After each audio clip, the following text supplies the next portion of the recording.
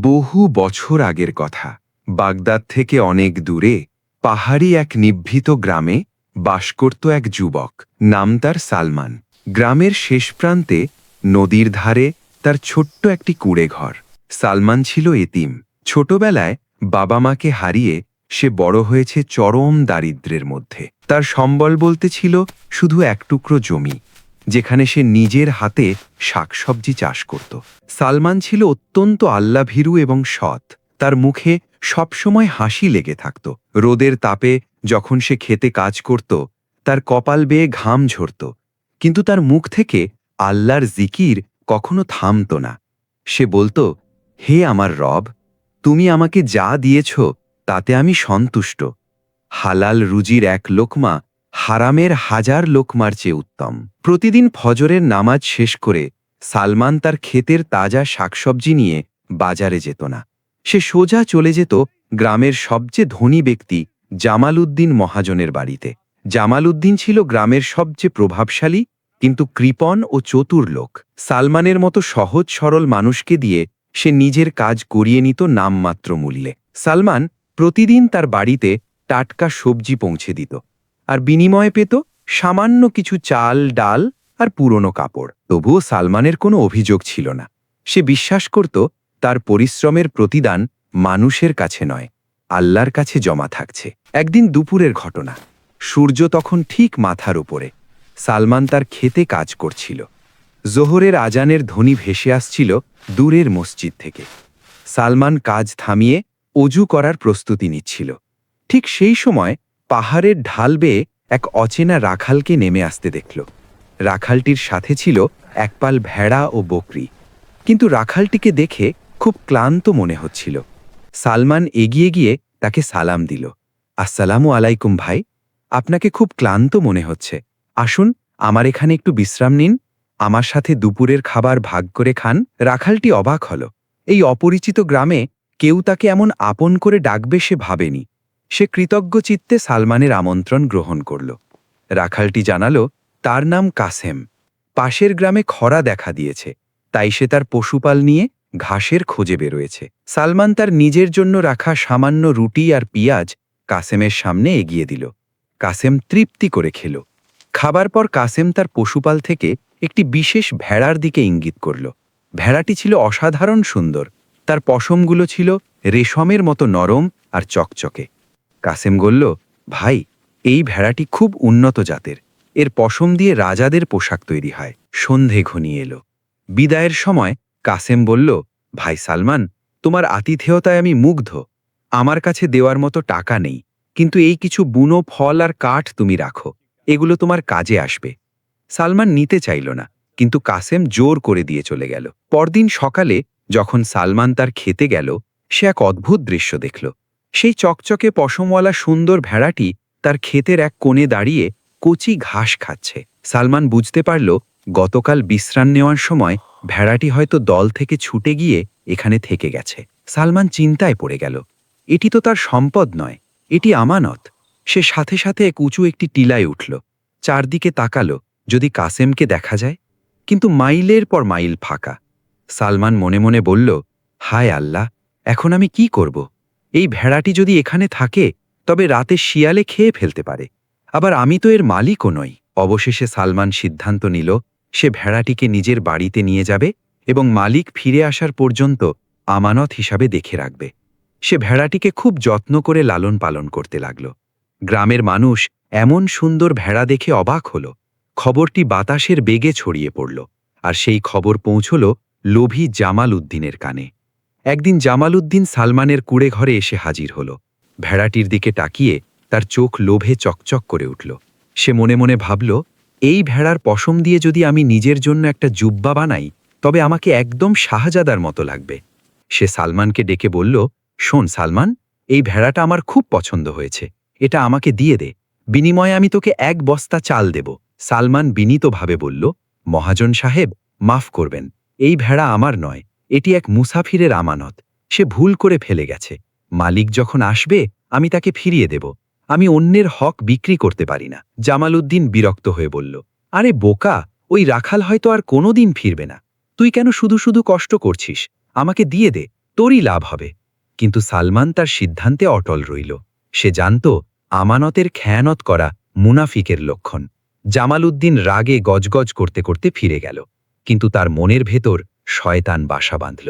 সে ভাবল, যে করেই হোক এই ভেড়া আমার চাই। দিন গড়াতে লাগল। সালমান অত্যন্ত নিষ্ঠার সাথে সেই আমানতের ভেড়াটির দেখাশোনা করতে লাগল। সে নিজের খাবারের ভাগ থেকে ভেড়াটিকে খাওয়াত। আল্লাহর রহমতে ভেড়াটি দিনে দিনে আরও হৃষ্টপুষ্ট ও সুন্দর হয়ে উঠল। বছর ঘুরে এলো। সালমানের অনেক দিনের স্বপ্ন ছিল আল্লাহর ঘর জিয়ারত করার। সে তার হাড় ভাঙা খাটুনির জমানো কিছু টাকা গুনে দেখল হজে যাওয়ার মতো সামর্থ্য তার হয়েছে। তার চোখ পানিতে ভিজে উঠল। সে আকাশের দিকে তাকিয়ে বলল, হে আল্লাহ, তুমি আমাকে তোমার মেহমান হওয়ার তৌফিক দিয়েছ, আলহামদুলিল্লাহ।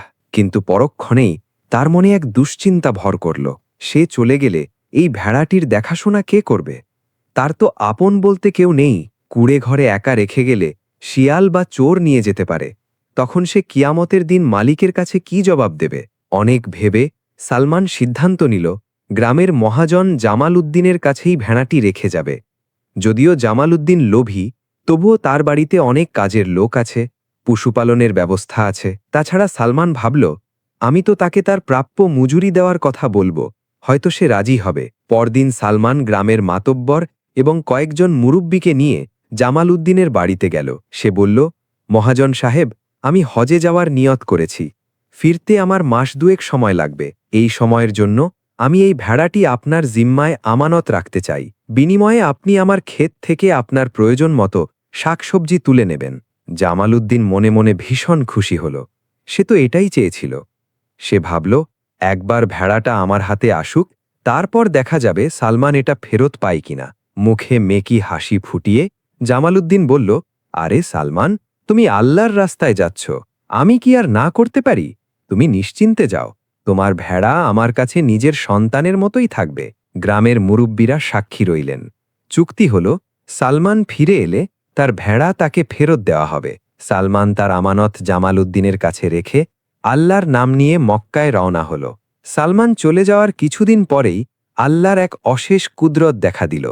সেই ভেড়াটি দুটি ফুটফুটে বাচ্চা প্রসব করল। বাচ্চা দুটি দেখতে হুবহু তাদের মায়ের মতো, সুন্দর, রেশমি পশমযুক্ত এবং স্বাস্থ্যবান। জামালউদ্দিনের চোখ লোভে চকচক করে উঠল। একটি ভেড়া থেকে এখন 3টি ভেড়া।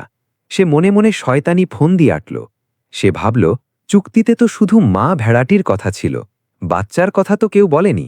সালমান ফিরে এলে তাকে শুধু মা ভেড়াটি গছিয়ে দেব, আর এই দামি বাচ্চা দুটো হবে আমার। জামালউদ্দিন ভেড়া ও তার বাচ্চাদের খুব যত্ন করতে লাগল, কিন্তু তা ভালোবাসার জন্য নয়, বরং লোভের কারণে। সে স্বপ্নে দেখতে লাগল এই ভেড়ার পশম বিক্রি করে সে আরও ধনী হবে। দীর্ঘ সফর শেষে সালমান হজ করে গ্রামে ফিরে এলো। তার চেহারা ধুলোমলিন হলেও ঈমানের নূরে উজ্জ্বল। বাড়ি ফিরে বিশ্রাম না নিয়েই সে সোজা জামালউদ্দিনের বাড়িতে গেল। সে জানত আমানতের দায়িত্ব অনেক বড়। মালিক ফিরে এলে তাকে তার ভেড়া বুঝিয়ে দিতে হবে। জামালউদ্দিনের বাড়িতে ঢুকে সালমান দেখল তার রেখে যাওয়া ভেড়াটি দুটি সুন্দর বাচ্চা নিয়ে উঠানে ঘুরছে। সালমানের মন খুশিতে ভরে উঠল। সে বলল, আসসালামু আলাইকুম মহাজন সাহেব, আল্লাহ আপনাকে উত্তম প্রতিদান দিন। আপনি আমার আমানত খুব ভালোভাবেই রক্ষা করেছেন। এখন আমার ভেড়া এবং তার বাচ্চাগুলো আমাকে দিয়ে দিন। জামালউদ্দিনের মুখের হাসি মিলিয়ে গেল। সে কর্কশ গলায় বলল, ওয়ালাইকুম আসসালাম। শোন সালমান, তুমি আমাকে একটা ভেড়া দিয়ে গিয়েছিলে। আমাদের চুক্তি ছিল একটা ভেড়ার। এই বাচ্চা দুটো আমার বাড়িতে হয়েছে, আমার ঘাস খেয়ে বড় হয়েছে, তাই চুক্তিমতো তুমি শুধু মা ভেড়াটা পাবে, বাচ্চাগুলো আমার। সালমান হতভম্ব হয়ে গেল। সে বলল, এটা আপনি কি বলছেন? মায়ের সাথে সন্তানের সম্পর্ক কি আলাদা করা যায়? আর আমানতের মালে যা বৃদ্ধি পায় সেটাও তো মালিকেরই হক। এটা তো ইনসাফ হল না। কিন্তু জামালউদ্দিন তার সিদ্ধান্তে অটল ছিল। সে বলল, ইনসাফ টিনসাফ বুঝি না। পঞ্চায়েতে কথা হয়েছিল একটা ভেড়ার, ব্যাস, তুমি ওটাই পাবে। বেশি কথা বললে ওটাও দেব না। নিরুপায় হয়ে সালমান শুধু মা ভেড়াটিকে নিয়ে নিজের কুড়ে ঘরে ফিরে এলো। কিন্তু এরপর যা ঘটল তা হৃদয় বিদারক। মা ভেড়াটি তার বাচ্চাদের ছাড়া কিছুতেই থাকতে চাইল না। সে খাবার বন্ধ করে দিল এবং সারা দিন করুণ স্বরে ডাকতে লাগল, সুযোগ পেলেই সে দড়ি ছিঁড়ে দৌড়ে জামালউদ্দিনের বাড়িতে চলে যেত তার বাচ্চাদের কাছে। সালমান এই দৃশ্য সহ্য করতে পারল না। সে ভাবল, আমি আমানত রক্ষা করতে গিয়ে এক মায়ের ওপর জুলুম করছি। সে বারবার ভেড়াটিকে ফিরিয়ে আনত, আর ভেড়াটি আবার পালিয়ে যেত। অবশেষে ক্লান্ত হয়ে সালমান ভেড়াটিকেও জামালউদ্দিনের কাছে রেখে এলো। সে বলল, মহাজন সাহেব, আমি হার মানলাম। আপনি মা ও সন্তানদের আলাদা করবেন না, ওদের আপনার কাছেই রাখুন। আল্লাহ নিশ্চয় এর ফয়সালা করবেন। জামালউদ্দিন বিজয়ীর হাসি হাসল। সে ভাবল, সালমানকে ঠকিয়ে সে জিতে গেছে। কিন্তু সে জানত না, মজলুমের হক মেরে কেউ কখনো ধনী হতে পারে না। আল্লাহর লাঠি বড়ই শক্ত। দিন গড়িয়ে মাস পেরোল।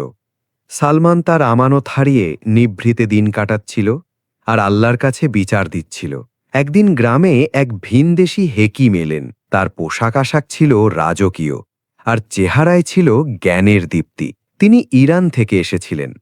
তার ঝুলি ভর্তি ছিল নানা রকম দুর্লভ ভেষজ, সুগন্ধি আর অদ্ভুত সব ফলের বীজ। হেকিম সাহেব গ্রামের মাতব্বর হিসেবে জামালউদ্দিনের বাড়িতে অতিথি হলেন। জামালউদ্দিন তো মহা খুশি। সে ভাবল, হেকিমের কাছ থেকে যদি কিছু দামি জিনিস হাতিয়ে নেওয়া যায়। তাই সে হেকিমকে রাজকীয় আপ্যায়ন করল। সেরা খাবার, নরম বিছানা, কিছুরই কমতি রাখল না। 3 দিন পর হেকিম সাহেব বিদায় নেওয়ার সময় জামালউদ্দিনের আতিথেয়তায় মুগ্ধ হয়ে তাকে একটি বিশেষ উপহার দিলেন। এটি ছিল একটি অদ্ভুত দেখতে ফলের বীজ। হেকিম বললেন, শোনো জামালউদ্দিন, এটি কোনো সাধারণ বীজ নয়, এটি শিফা ফলের বীজ। যদি সঠিক নিয়মে এটি রোপণ করা হয় তবে মাত্র কয়েক মাসের মধ্যেই এটি ফল দেবে। আর এই ফলের রস পান করলে কঠিন থেকে কঠিন রোগও আল্লাহর রহমতে ভালো হয়ে যায়। তবে হেকিম একটি শর্ত জুড়ে দিলেন। তিনি বললেন, এই গাছটি বড় করা খুব কঠিন। প্রতিদিন একে বিশেষ এক ধরনের সুগন্ধি ধোঁয়া দিতে হবে এবং কড়া রোদ থেকে বাঁচাতে প্রতিদিন 2 ঘন্টা সবুজ চাদর দিয়ে ঢেকে রাখতে হবে। যদি একদিনও এর নিয়মে ভুল হয়, গাছটি মরে যাবে। হেকিম চলে যাওয়ার পর জামালউদ্দিন বীজটি হাতে নিয়ে ভাবল, এই গাছ যদি হয় তবে আমি তো টাকার পাহাড়ে বসে যাব। অসুস্থ মানুষ দলে দলে আসবে আর আমি চড়া দামে ফল বিক্রি করব। কিন্তু পরক্ষণেই তার অলস মন বিদ্রোহ করল। প্রতিদিন ধোঁয়া দেওয়া, চাদর দিয়ে ঢাকা, এত খাটুনি কে করবে? তার মনে পড়ল সালমানের কথা। সালমান সৎ এবং পরিশ্রমী, তাকে দিয়ে কাজটা করিয়ে নিলেই তো হয়।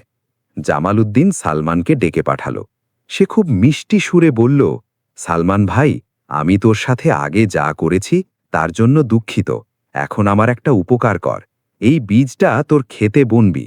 তুই তো গাছপালা ভালো বুঝিস, তুই এর যত্ন নিবি। গাছ বড় হলে আমি তোকে উপযুক্ত মজুরি দেব। সালমান ছিল ক্ষমাশীল মানুষ। সে পুরনো কথা মনে না রেখে বীজটি নিল। সে ভাবল, হয়তো আল্লাহ এর মাধ্যমে কোনো কল্যাণ রেখেছেন। সালমান তার ক্ষেতের সবচেয়ে উর্বর জায়গায় বীজটি রোপণ করল। হেকিমের নির্দেশ মতো সে প্রতিদিন সুগন্ধি ধোঁয়া দিত এবং নিজের গায়ের চাদর দিয়ে চারাটিকে রোদ থেকে আগলে রাখত।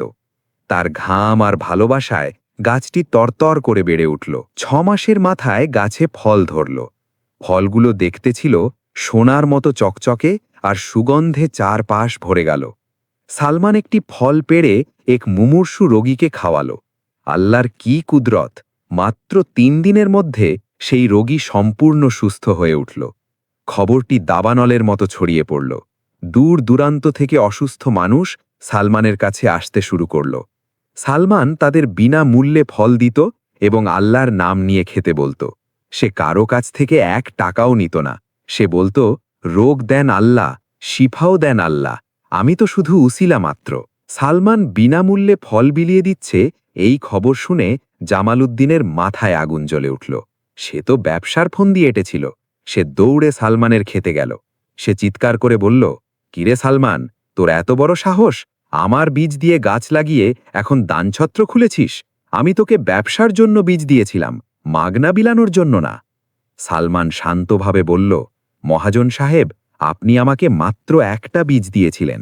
সেই একটা বীজের হক আমি আপনাকে দিতে রাজি আছি। আপনি চাইলে একটা ফল নিয়ে যান, কিন্তু বাকি সব ফল, এই গাছ এবং আমার পরিশ্রম সব আল্লাহর দান। আমি গরিবের হক মেরে ব্যবসা করতে পারবো না। জামালউদ্দিন রাগে কাঁপতে লাগল। সে বলল, তুই কি ভুলে গেছিস আমি কে? এই জমির মালিক তুই হতে পারিস, কিন্তু বীজের মালিক আমি। আর বীজের মালিক মানেই গাছের মালিক, ফলের মালিক। সব ফল আমার। এক্ষুনি সব ফল পেড়ে আমার গোডাউনে দে। সালমান বলল, এটা তো জুলুম। আপনি শুধু বীজের দাবি করতে পারেন, পুরো গাছের নয়। আমাদের মধ্যে ফয়সালা হবে পঞ্চায়েতে। জামালউদ্দিন ব্যঙ্গ করে হাসল। পঞ্চায়েত? ঠিক আছে, কাল সকালেই বিচার বসবে। দেখব তোর আল্লাহ তোকে কিভাবে বাঁচায়। সেদিন সন্ধ্যায় পুরো গ্রামে উত্তেজনা ছড়িয়ে পড়ল। সবাই জানত জামালউদ্দিনের টাকার জোর অনেক, কিন্তু সালমানের সাথে ছিল সত্য আর জনসমর্থন। পরদিন সকালে গ্রামের বটতলায় বিশাল পঞ্চায়েত বসল। গ্রামের মাতব্বর, মুরুব্বি এবং সাধারণ মানুষে কানায় কানায় পূর্ণ।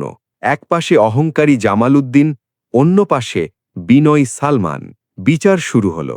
জামালউদ্দিন দাঁড়িয়ে বলল, মাননীয় বিচারক, এই গাছ আমার বীজে হয়েছে, তাই গাছের সব ফল আমার। সালমান শুধু মালি হিসেবে কাজ করেছে, আমি তাকে মজুরি দেব, কিন্তু সে আমার অনুমতি ছাড়া ফল বিলিয়ে আমার ক্ষতি করেছে। সালমান ধীর স্থিরভাবে দাঁড়িয়ে বলল, শ্রদ্ধেয় মুরুব্বিরা, আমি একটি পুরনো ঘটনা মনে করিয়ে দিতে চাই। 1 বছর আগে আমি হজে যাওয়ার সময় জামালউদ্দিন সাহেবের কাছে একটি ভেড়া আমানত রেখেছিলাম। ফিরে এসে দেখি ভেড়াটি 2টি বাচ্চা দিয়েছে। তখন জামালউদ্দিন সাহেব বলেছিলেন, চুক্তিতে শুধু মায়ের কথা ছিল, বাচ্চার কথা ছিল না, তাই বাচ্চা আমার, এবং তিনি বাচ্চাগুলো জোর করে রেখে দিয়েছিলেন। সেই একই যুক্তিতে তিনি আমাকে শুধু একটি বীজ দিয়েছিলেন। বীজের কথা ছিল, গাছের বা ফলের কথা ছিল না, তাই তার নিয়ম অনুযায়ী তিনি শুধু একটি বীজ বা একটি ফল ফেরত পাবেন, বাকি সব আমার। সালমানের এই বুদ্ধিদীপ্ত যুক্তি শুনে পুরো পঞ্চায়েত স্তব্ধ হয়ে গেল। জামালউদ্দিনের নিজের তৈরি ফাঁদে সে নিজেই আটকা পড়ল। গ্রামের মুরুব্বিরা একে অপরের দিকে তাকিয়ে মাথা নাড়লেন। প্রধান বিচারক রায় দিলেন, সালমানের কথাই সত্য।